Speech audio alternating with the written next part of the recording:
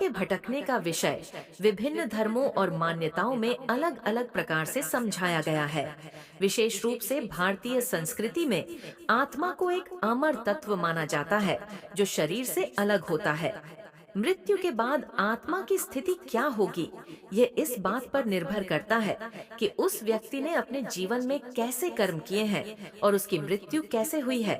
आमतौर पर यह माना जाता है कि आत्मा केवल कुछ विशेष परिस्थितियों में ही भटकती है। आइए विस्तार से जानते हैं उन कारणों के बारे में जो आत्मा को भटकने के लिए प्रेरित कर सकते हैं। एक, अप्राकृतिक मृत्यु। अगर किसी व्यक्ति की मृत्यु किसी दुर्घटना, हत्या या आत्महत्या जैसे अप्राकृतिक कारणों से होती है, तो उसकी आत्मा को असामान्य परिस्थितियों का सामना करना पड़ता है। ऐसी स्थितियों में आत्मा को अपनी मृत्यु को स्वीकार करने में कठिनाई होती है, जिससे वह भटकने लगती है। दो, अधूरे इच्छाएं। जब कोई व्यक्ति अपनी इच्छाओं को पूरा किए बिना इस संसार से चला जाता है, तो उसकी आत्मा उन अधूरे कार्यों और इच्छाओं के कारण स्थिर नहीं हो पाती। वह अपनी अधूरी इच्छाओं को पूरा करने की कोशिश में भटकती रहती है। 3, अत्यधिक जुड़ाव या ममता। यदि किसी व्यक्ति का अपने परिवार, संपत्ति या स्थान के प्रति गहरा लगाव है, तो उसकी आत्मा मृत्यु के बाद भी उनसे दूर नहीं हो पाती। यह जुड़ाव आत्मा को अपनी यात्रा में आगे बढ़ने से रोकता है और वह अपनी प्रिय वस्तुओं या लोगों के आसपास मंडराने लगती है। 4, दुष्कर्म या पाप कर्म।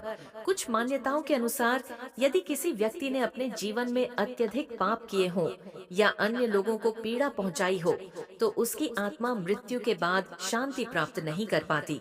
ऐसे में आत्मा अपने कर्मों के परिणाम स्वरूप भटकती है और उसे मुक्ति में कठिनाई होती है। 5, अज्ञात कारणों से असंतोष। कुछ आत्माओं में मृत्यु के समय किसी विशेष कारण से असंतोष उत्पन्न होता है, जैसे कि परिवार की उपेक्षा, समाज से कोई अन्याय या किसी प्रकार का दुख। यह असंतोष आत्मा को आगे नहीं बढ़ने देता और भटकाव का कारण बनता है। 6, सामाजिक एवं धार्मिक अनुष्ठानों का अभाव। हिंदू धर्म में मृत्यु के बाद आत्मा की शांति के लिए कई प्रकार के अनुष्ठान किए जाते हैं, जैसे कि अंतिम संस्कार, श्राद्ध और तर्पण।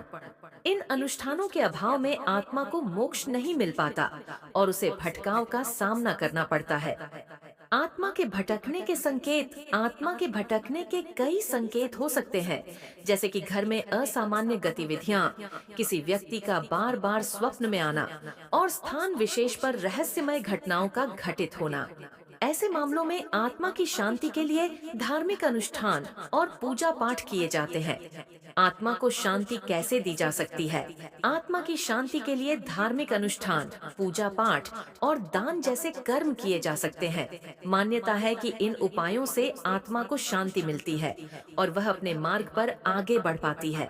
आत्मा का भटकना एक जटिल और संवेदनशील विषय है, जिसमें विभिन्न मान्यताओं का संगम होता है।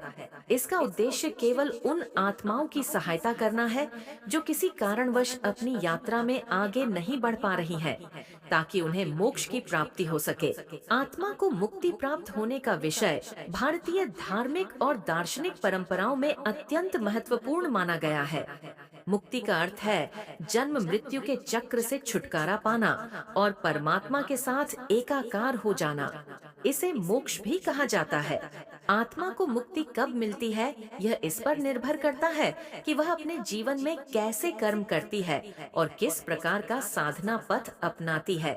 आइए विस्तार से समझते हैं कि आत्मा को मुक्ति किन स्थितियों में प्राप्त हो सकती है।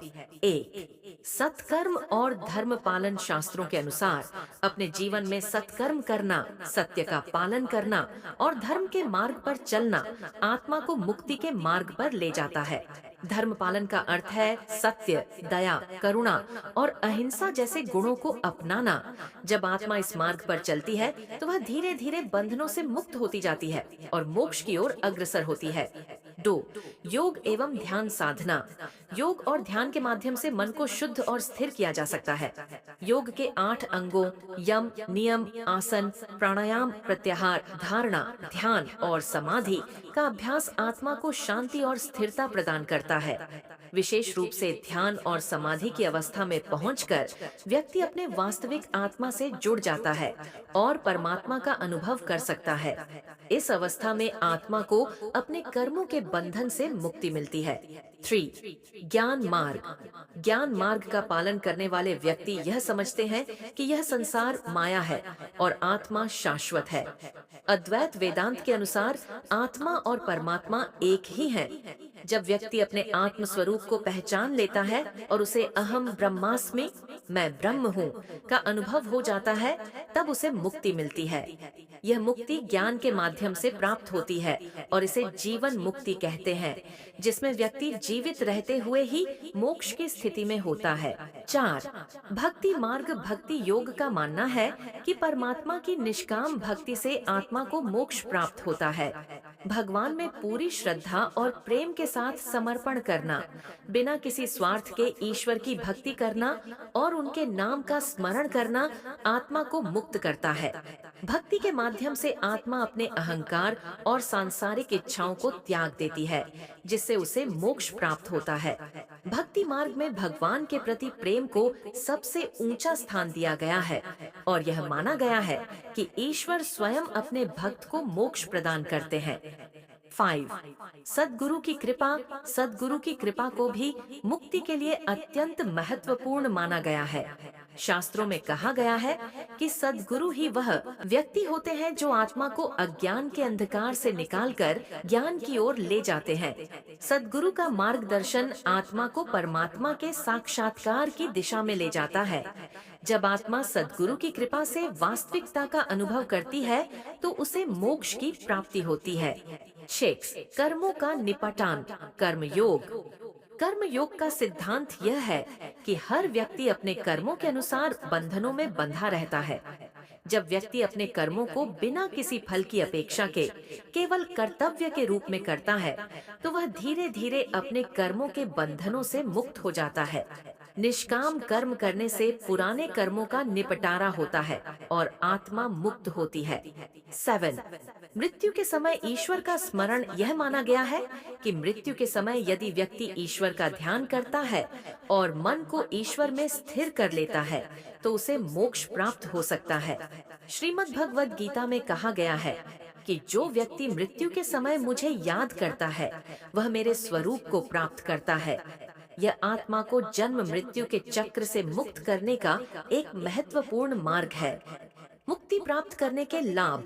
मोक्ष प्राप्ति के बाद आत्मा जन्म मृत्यु के चक्र से मुक्त हो जाती है और उसे फिर से संसार में जन्म लेने की आवश्यकता नहीं होती। आत्मा का परमात्मा के साथ एकाकार हो जाता है, जिससे वह शाश्वत शांति और आनंद की अवस्था में पहुंच जाती है। मुक्ति प्राप्त आत्मा को किसी प्रकार का दुख, भय या अशांति नहीं होती। वह नित्यानंद की अवस्था में रहती है।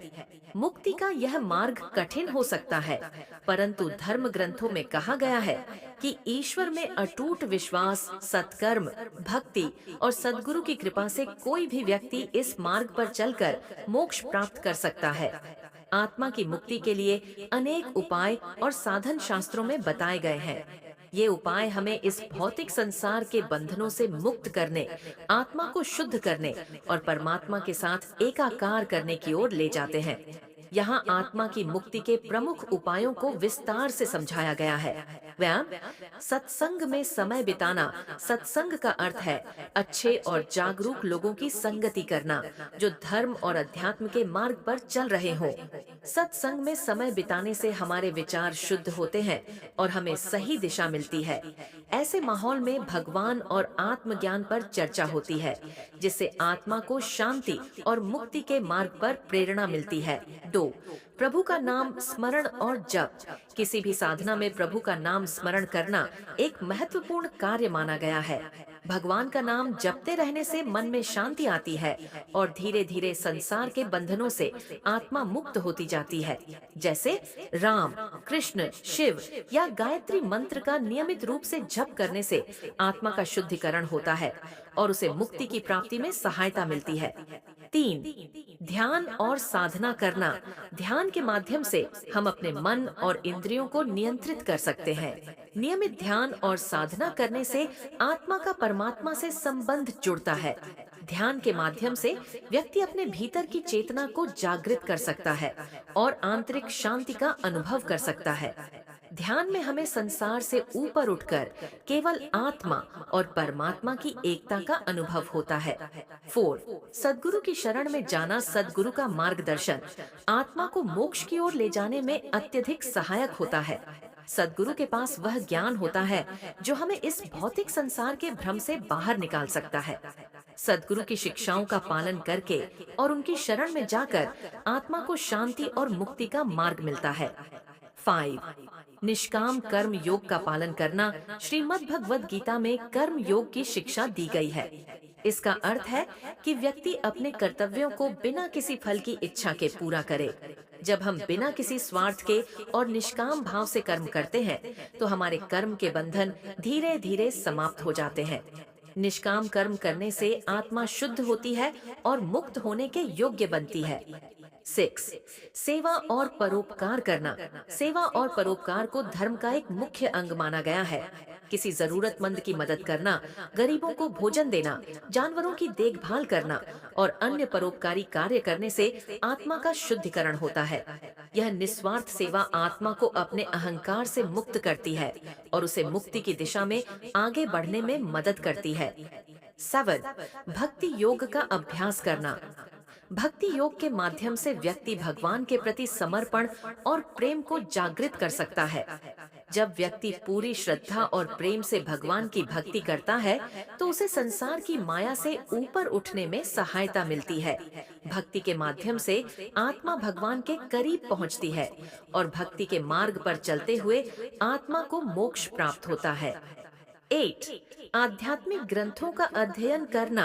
भगवद गीता, रामायण, उपनिषद और वेदांत जैसे धार्मिक ग्रंथों का अध्ययन करने से हमें आत्मज्ञान और मुक्ति के मार्ग की समझ प्राप्त होती है।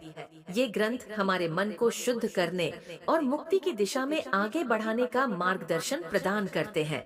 नियमित अध्ययन से हमें ईश्वर और आत्मा का सत्य स्वरूप समझ में आता है। 9, मृत्यु का स्मरण करना और जीवन को क्षण भंगुर समझना। यह समझना कि यह संसार अस्थायी है और मृत्यु किसी भी समय आ सकती है, हमें मुक्ति के मार्ग पर प्रेरित करता है। यह स्मरण हमें आत्मा और परमात्मा के संबंध की ओर ले जाता है। जीवन की क्षण भंगुरता को जानकर व्यक्ति सांसारिक इच्छाओं और माया से दूर हो जाता है और आत्मा को शुद्ध करने की ओर अग्रसर होता है। 10, आहार और जीवन शैली में संयम रखना। आध्यात्मिक साधना में शुद्ध आहार का भी महत्व है। सात्विक भोजन करना, जैसे ताजे फल, सब्जियां और पौष्टिक खाद्य पदार्थ ग्रहण करना आत्मा को शुद्ध करता है। इसके साथ ही संयमित जीवन शैली, जिसमें नियमितता, स्वच्छता और सरलता हो,